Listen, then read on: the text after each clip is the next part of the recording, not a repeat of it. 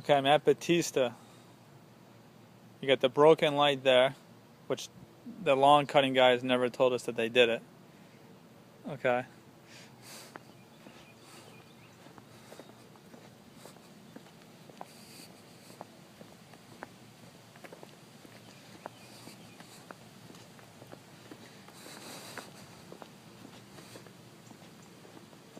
The stump, you might want to end up just taking everything out from in there and excuse me, and putting in sod.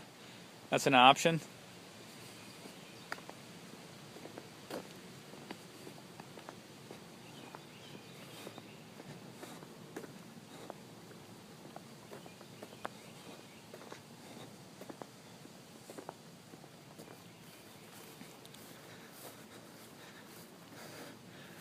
The tree hydrangeas, just so you know, they all had issues this year with some of the lower branches dying off.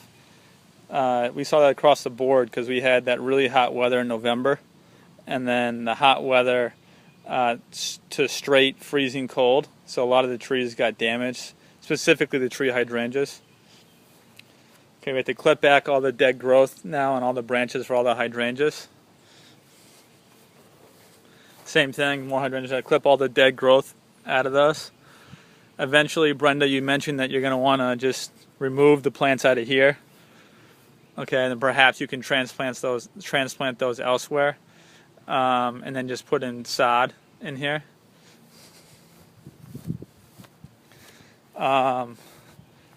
Same thing. So these have to be cut all the way back. So cut all the way down to this year's new growth because those died back from this crazy winter. All right, hydrangeas, the roses have to be cut way back. Around here, this nepeta is just way too big for this area, so you might end up doing a different type of perennial that's going to grow smaller because you only have about 12 inches of space. Okay.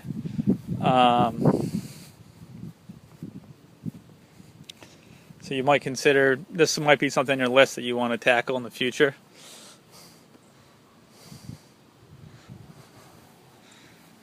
These two hydrangeas were the two that I think you wanted to switch out for another type, something else that's going to flower. It doesn't have an issue with not flowering, these two mop head hydrangeas.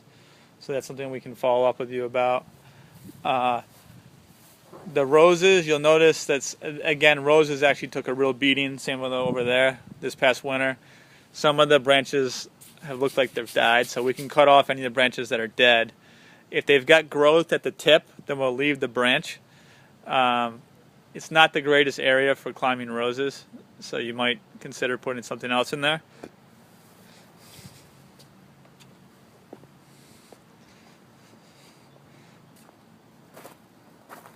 Okay. These hydrangeas have to be cut back. Clip the tree off the house. So we have to get the branch off the house for this maple tree. Same thing, cut the lilac a little bit further off the house. Cut the two lower hanging branches here, just cut those off in there. This wire here, you might want to clip it more close to the trunk of the tree. There's only a couple of nails, so a couple of staples. You might want to clip that closer, that'll look better. You've got a bunch of broken branches hanging from the trees all throughout the property. That's dangerous for the kids. So you're going to want to get the tree company to go through all these trees and clip all these hanging branches. I would continue shaping these trees, like this crabapple, continue shaping it in the dormant season, cutting them way back, including the hornbeams. I'll put that on your list as things that you should remember to do.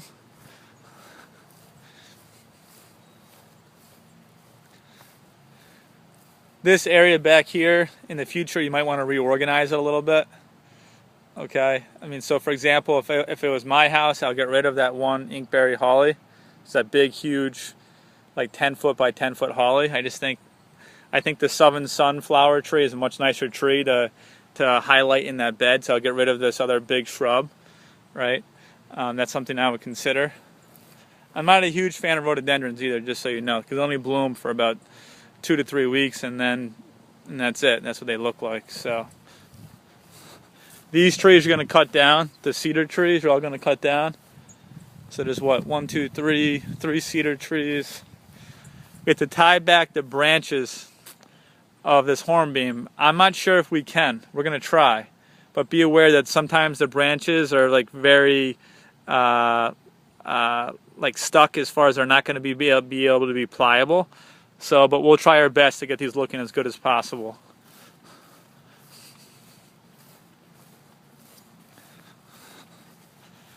Okay, I removed the Niagara arborvitaes. These guys back here, remove those Niagara arborvitaes. Just remove them off the property and possibly plant, maybe even consider new Niagara arborvitaes. It's the right tree for the choice. It's just, fact is that these just got totally demolished in that storm, which is not a normal storm. So, you know, it's just unfortunate that happened. On a positive note, we got rid of all of your leaf miner and your boxwoods. All right, that's why if you look at them, they're really healthy. They got no more bubbles on them. We've been spraying them in the fall too when we've been here. I know it wasn't part of your service, but again, we just want to make sure, obviously, that it's clean. There is one boxwood there that doesn't look good, right? And it looks like it died by half the way. It could be from root girdling, or it could be from an animal. Sometimes the animals will eat the roots right right above the surface of the soil.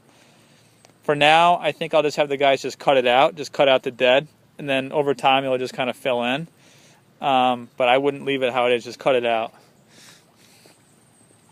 We got to use some string to pull back some of the holes in the boxwood. So same thing, get some string tied from inside the boxwood so there's no holes. That'll make it look better.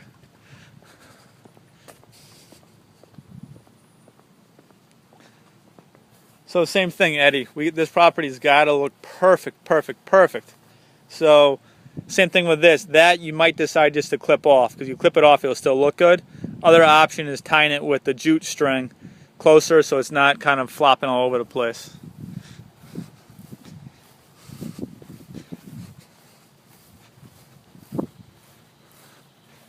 Your Norway spruce, you should trim those. You could trim those actually during the summer, or you could do it in the fall, but you got to clip those off. Make sure they don't clip off the top leader, because if they clip off that top leader, then what you're going to do is you're going to have issues with the trees growing crazy. So that's got to be done by someone who knows what they're doing. I've seen a tree guy even do that, which is crazy. You never do that. That's why if you look at a Christmas tree, it always has a top dominant leader in the top. For spruce trees, you have to do that. Arborvitaes are different. You can clip off the tops, no problem. Okay.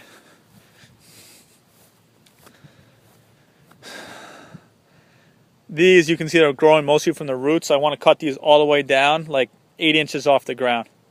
They're going to look terrible if they leave them up like this. So cut them 8 inches down off the ground. Same thing, you got to clip all the dead growth out of that. Same thing here, clip all the dead growth out of these. All the dead growth out of these. There's a bunch over here. So we got to do that in the next couple of days. We got to get that done. The dead growth out of the tree hydrangeas.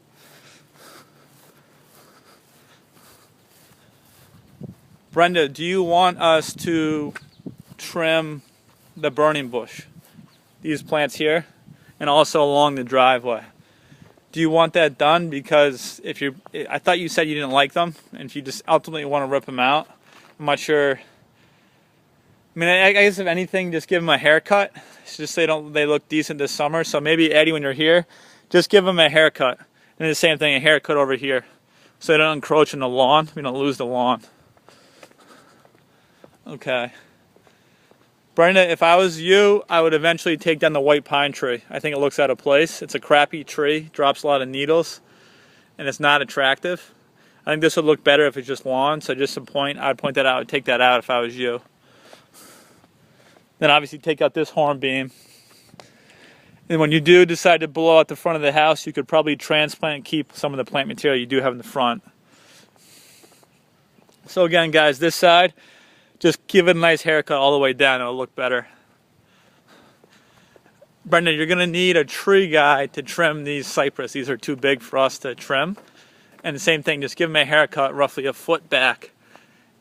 Okay. Eddie, when our guys are here, they can clip out the brown branches. Some of these brown branches that are accessible from the bottom, they just don't look good. Just clip out the brown branches and clean them out a little bit. It'll look better. There's also like a pile of leaves right there. So that's got to get cleaned out. Okay. And then Brenda, if I was you, I'd also remove that white pine over there. Because again, it's just a garbage tree. So I'll get rid of that in the future. And here, there's not much you can do outside of replacing some of these boxwoods. But the problem is finding a box that's going to be the same size, right? So anything you do, and the good thing is this is on this side. It's not that visible. When you pull up this way, they look good. This is you get less sunlight on this side. You'll notice that they're not growing as vibrant as the ones on that side. So that's just something to think about. Okay. That's it. The lawn is looking pretty good. Just to give you a heads up, the lawn is looking good. It's gonna have to be seeded again in the fall to make it look good for the next year, but that's actually, I'm pretty happy with that. And like I said, going forward, Brenda, I'll make sure I pick up the game for you. Sorry about the last month. But I'll really step it up because I want your business, and it's actually good to work for. I'd rather have people being straightforward with me than beat around the bush. So I appreciate that, and we'll talk to you soon. Thanks.